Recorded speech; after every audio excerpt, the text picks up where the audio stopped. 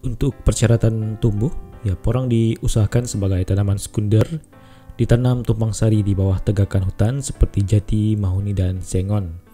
Dan porang ini untuk tinggi tempatnya, porang umumnya di lahan kering pada ketinggian sekitar 800 meter di atas permukaan laut. Untuk tekstur tanahnya sendiri, sebagaimana umbi-umbian yang lain, porang akan tumbuh dan menghasilkan umbi yang baik pada tanah yang bertekstur ringan hingga sedang, gembur, subur, dan kandungan bahan organiknya cukup tinggi karena tanaman porang ini menghendaki tanah yang aerasi udara yang baik.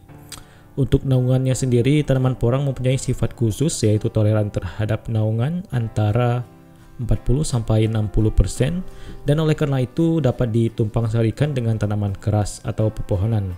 Dan di Indonesia sendiri, porang banyak tumbuh liar di pekarangan atau di pinggiran hutan, juga di bawah naungan pepohonan, misalnya di bawah pohon-pohon milik perusahaan-perusahaan besar.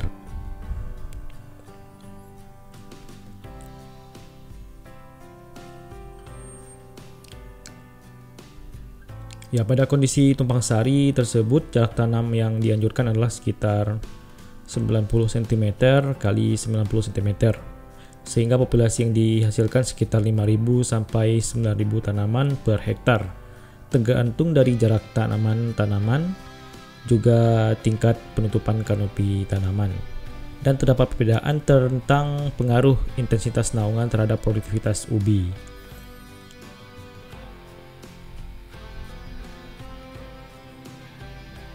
Ya, pada penyiraman penuh terjadi nekrosis dan tepi daun menggulung sampai ujung daun yang mengakibatkan penurunan hasil umbi hingga 25%.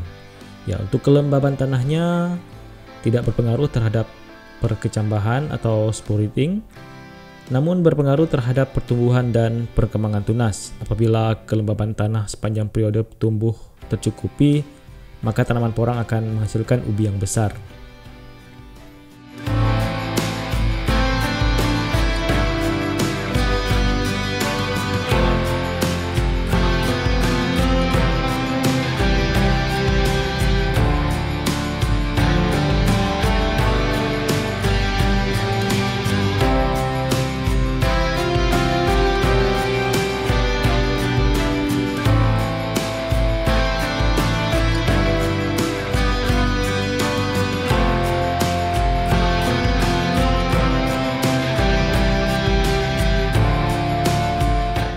Hasil penelitian Santosa menunjukkan bahwa apabila kandungan air kurang dari 40% dari kapasitas lapang, maka akar akan lebih cepat kering dibandingkan pada kondisi normal. Ya, tanaman masih dapat mentolerir kondisi tercekam kekurangan air selama 30-60 hari. Namun apabila lebih dari periode tersebut akan mengurangi hasil ubi. Konservasi kelembaban dengan cara pemberian mulsa mendorong perkembangan bibit ubi, pembentukan kanopi, hingga kesuburan tanah. Untuk perkembangbiakan dan pertumbuhannya, yaitu perbanyakan dan perkembangbiakan porang dapat dilakukan secara vegetatif menggunakan bahan tanaman. Ya, tanaman porang dapat berkembang biak dengan biji pada umumnya akan berbunga 3-4 tahun. Juga diperlukan penyemprotan dengan larutan GA pada bibit dorman yang berumur 1-3 tahun.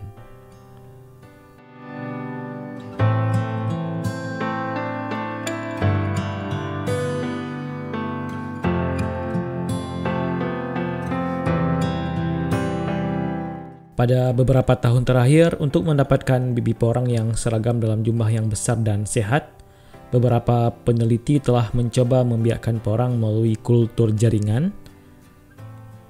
Seperti yang dikutip di penelitian Suheryanto melaporkan bahwa penambahan zat pengatur tumbuh yang dapat meningkatkan jumlah tunas, tinggi kuncup daun juga menghasilkan jumlah daun muda yang banyak. Ya, pertumbuhan vegetatif tanaman porang berlangsung selama musim penghujan dan mengalami dormansi pada musim kemarau. Apabila tanaman telah tua atau masak, daun dan batang tanaman menjadi kering dan mati. Di Jawa, dari bibit yang ditanam pada awal musim hujan, berkembang dan memanfaatkan persediaan makanan dari ubi yang digunakan sebagai bibit. Selama musim hujan, tumbuh ubi baru yang lebih besar dibandingkan bibit awal. Dan pada umur 3-4 tahun, pertumbuhan ubi sudah cukup besar, yaitu 2-3 kg muncul bunga, tidak lagi daun, di mana pada bulan Mei bijinya telah masak namun masih dormansi selama 5-6 bulan, hingga pada awal November biji tersebut siap disemai. Selama pertumbuhan dari bulan November sampai Mei, benih telah tumbuh tinggi lebih kurang 10 cm.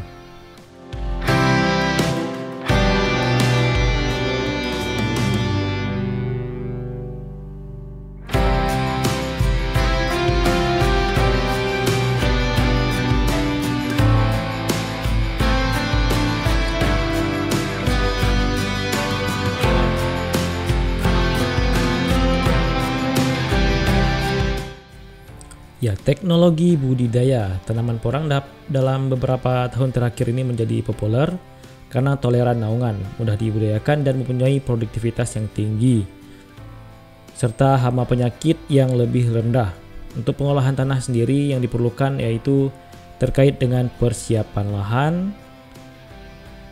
sesuai dengan porsinya, dan dalam prakteknya tanaman porang ditanam di bawah naungan tegakan tanaman lain, misalnya di bawah tegakan pohon jati, sengon, atau mahoni. Namun sekarang sudah banyak petani yang menyediakan lahan khusus untuk menanam porang ini. Untuk bibitnya, perbanyakan dengan menggunakan bibit berupa ubi batang atau potongan ubi yang mempunyai titik tumbuh, tentunya ubi porang, yang merupakan cara yang paling lazim dilakukan.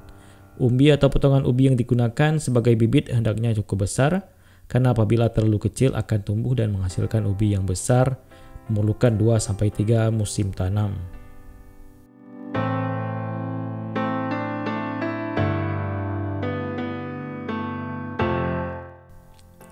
Bibit dengan tunas apikal utuh berkecambah lebih cepat dan menghasilkan tanaman yang lebih besar dibandingkan bibit dengan tunas apial yang terbelah atau bibit tanpa tunas apikal.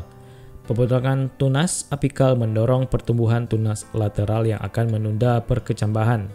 Bibit utuh dan separuh bagian atas dengan tunas apikal utuh menghasilkan ubi anakan yang lebih besar dibandingkan dengan tunas yang terluka.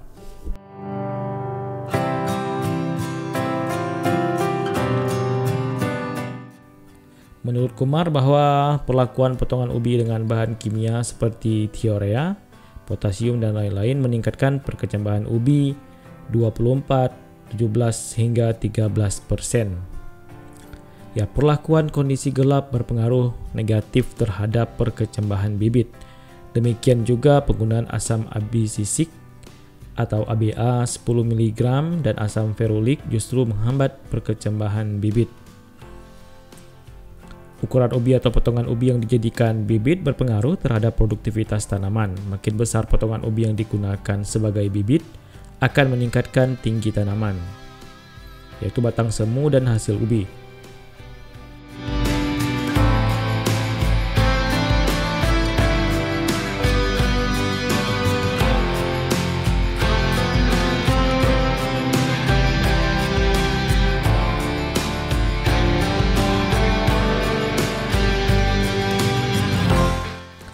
Secara umum, bibit berukuran 500 gram ditanam dengan jarak tanam 90 x 90 cm merupakan kondisi ideal dalam memproduksi ubi tanaman porang. Selain ubi, porang juga diperbanyak menggunakan ubi katak atau bulbil, di mana bulbil dapat ditanam langsung di lapang, dan menurut Suwarwoto dan Mariana tahun 2011, bulbil yang berukuran sedang 5 gram dan besar 10 gram sama baiknya bila digunakan sebagai bibit. Sedangkan bulbil berukuran kecil 1,5 gram dapat digunakan sebagai bibit jika telah mengalami pemeliharaan khusus terlebih dahulu. Untuk jarak tanamnya sendiri digunakan jarak tanam yaitu 30 cm dikali 30 cm sudah cukup, namun disarankan pada 90 cm kali 90 cm. Di India, hasil ubi porang ini meningkat dengan jarak tanam yang lumayan bagus, yaitu 4 x 5 meter dan dipangkas 5 kali. Untuk kedalaman tanahnya yaitu sangat ideal pada kedalaman 30 cm.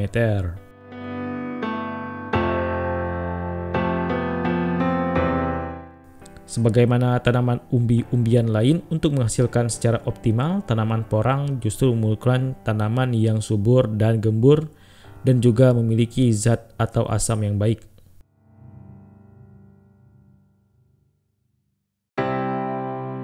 Untuk pemupukannya sendiri memiliki teknik-teknik khusus yang bisa kalian lihat pada video yang telah dijelaskan ini. Untuk pengaruh penggunaan pupuk biologis juga sudah mulai diteliti. Perlakuan ubi dengan larutan khusus pada saat tanam dan aplikasi biakan murni dicampur dengan 40 kg tanah dari daerah perakan dan 150 kg menghasilkan ubi sebanyak 64,9 dan 62,2 ton per hektar. Untuk penyiangannya yaitu terutama dilakukan pada awal pertumbuhan tanaman. Untuk pengolahan air, yaitu tanaman porang umumnya diusahakan di lahan kering, namun untuk dapat menghasilkan ubi yang optimum diperlukan tanah dengan kelembaban yang cukup, terutama pada awal pertumbuhan tanaman.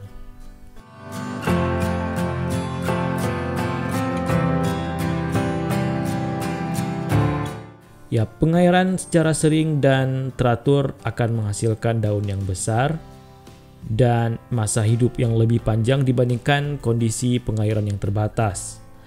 Penurunan berat kering karbohidrat yang ada pada bibit ubi tidak mudah dimetabolis pada kondisi persediaan air yang terbatas.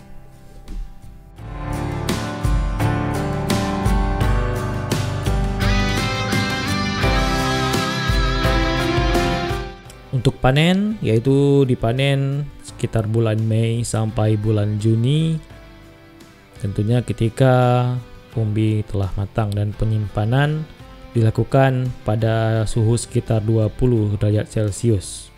Untuk penyakit-penyakit dari tanaman ini bisa dilihat seperti busuk kaki, hawar daun, busuk umbi, busuk basah, dan lain-lain sebagainya dengan berbagai penyebabnya dan juga referensi yang digunakan jelas dari penelitian terdahulu.